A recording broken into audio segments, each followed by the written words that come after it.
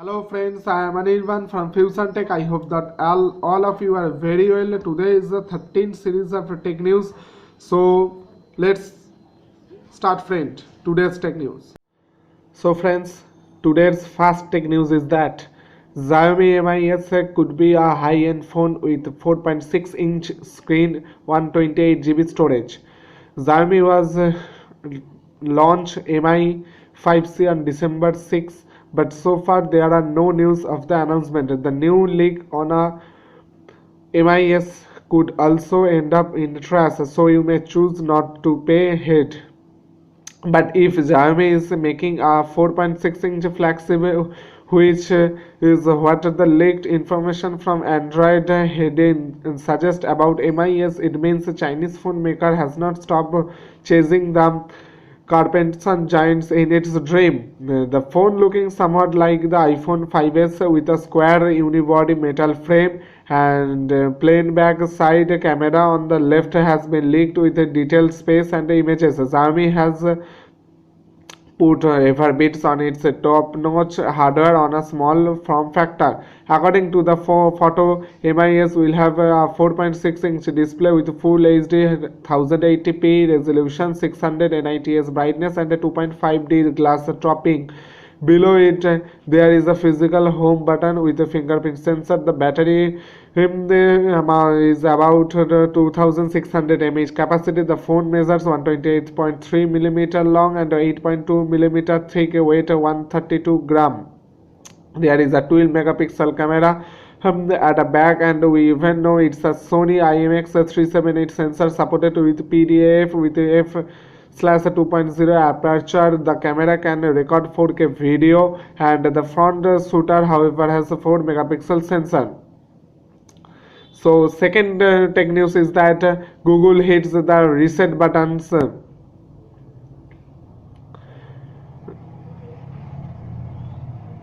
In the year of 8 years, Google always held the biggest event of the year, its I/O Developer Conference in San Francisco. This year, however, it moved out to an amphitheater in Mountain View right next in its campus. Looking back, that move new feels symbolic in many ways. 2016 was a year of change for Google. It was the first full year after the surprise Google Alphabet reorganization, and the year of that saw Google get serious about its own hardware, the cloud, and the enterprise. Across the industry, 2016 was also the year of the AI and machine learning, and Google was very much forefront of all these. Let's get a Google misses some right out of the way. The launch of its Allo and Duo message apps only led to mass confusion and very little adoption. Smartwatches are struggling, and the fact of the Google delayed the launch of Android Wear 2.0 to early next year is not helping the wearables strategy Project Aura and Google's Lego like smartphones project also died a sudden death. So, but given the amount of products Google offers, it's no surprise that the company occasionally misses the mark. So let's get to Google part. Google used the last year to sharpen its product portfolio and to go portfolio. Some makers that it previously allow in the higher hardware is an obviously example here. After years of working with the different hardware manufacturers to product what were essentially Android phone under the Nexus brand, Google ditched that effort this year and launched Pixel phones under its own name and brand. So the company's interest in machine learning and AI is not new, of course, and the assistant built on years of developing Google Knowledge Graph on the other graph projects, which include Google building its own machine learning chips. But in 2016, Google found a bunch of new surface to highlight its AI smarts actually make to sense to consumers. As Google competed with Microsoft and others in the productivity space, it has also started to bring some of those AI smarts to its own productivity tools. Those tools previously fell under the Google apps for work or for education and this year Google decided the name was not good enough, so it went G Suite instead. I am not a fan of that name, but that too. So how Google is trying to reset expectations. So third tech news is that the Xiaomi Mi notebook AI AIR 4G launched, price specification and much more. Xiaomi on a Friday, as expected, a new variant of its Mi notebook AIR laptop with LTE Cat 4G connectivity support. The Windows 10 home-based laptops were launched partnered with China Mobile, and the laptops natively support the telecom operators network without requiring separators SIM card. The company has also announced users will get free access to 4 GB or 4G data free every month, totaling 8 GB a year. The MI notebook AIR 4G 12.5-inch model has been priced at in Indian currency 46,500, while the 13.3-inch model has been priced at 69,500 in Indian currency. To recall, the non-4G variants, the MI notebook AI were launched back in July and featured price roughly at 34,000 for the 12.5-inch variant and roughly 49,500 for the 13.3-inch variant. The premier can be attributed to the 4G data plan set to them worth CNY 1560 in a year. However, some other upgrades exist in the specification from of the 13.3-inch variant. The 12.5-inch MI notebook AIR 4G retains its full HD display. Resolution is powered by an Intel Core M3 processor coupled with 4 GB of LPDDR3 RAM, 1866 megahertz, and offers 128 GB SSD SATA that's expandable VAS. Canned SSD slot. Other features include Wi-Fi 802.11 AC, Bluetooth version 4.1, and AKG dual speakers, Dolby Digital surrounded sound support. It is 12.9 mm thick at its thinnest, and weight is near about 1.0.7 kg. And USB Type C port, 3.5 mm headphone jack, HDMI port. So life up to 11.5 hours battery backup. So fourth tech news is that the BlackBerry Android smartphones made by TCL to be launched in at CES 2017. BlackBerry last week made an announcement that its smartphone will now be manufactured and sold by TCL Communication. So 1 week after the BlackBerry TCL partnership news, TCL has now said that it will launch a new BlackBerry smartphone at the CES 2017 trade show. However, there are no details regarding the new device, but one of the could bring the BlackBerry's signature physical the QWERTY keyboard.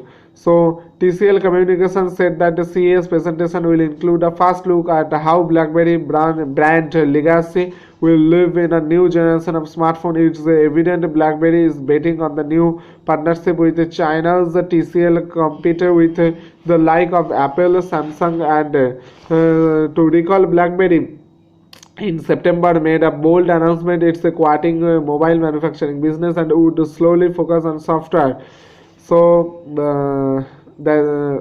this is and the new TCL made BlackBerry QWERTY device is expected to be rumored BlackBerry Mercury, whose specifications were leaked online with the image earlier this month. The rumored BlackBerry Mercury is touted to have a fingerprint sensor integrated into the space bar. It is also expected to be powered by Snapdragon 625 CPU and houses a 4.5-inch display. The smartphone has been spotted at a Geekbench as well.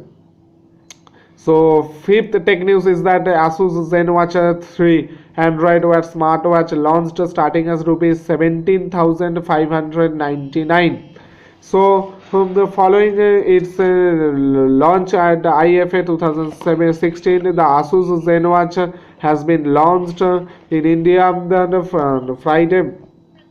The smartwatch will be available executively via Flipkart with pre-orders starting for two of the three models from Friday itself. Price from rupees 17,599 go up to 18,999, while a zero cost EMI option is also being touted. As we mentioned, Asus ZenWatch 3 has been made available in three models in India: the WI503Q hyphen 1LDBR0015 model features the gunmetal case and the dark brown leather strap. It has been priced as rupees 18,999 and has gone up for pre-orders. The WI503Q hyphen 2RBGE0007 model bears a silver case and a big rubber strap. It has been priced as rupees 17,599 and is up for pre-orders. And finally,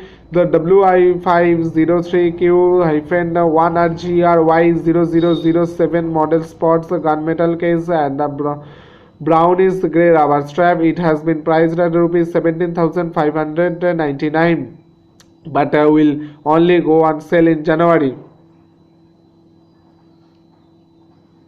So the new smartwatch from Asus comes with a few fitness features as well, with the company claiming the step of counter on board is 95% accurate. The ZenFit activity tracking app can also track activity on push-up, running and sit-up.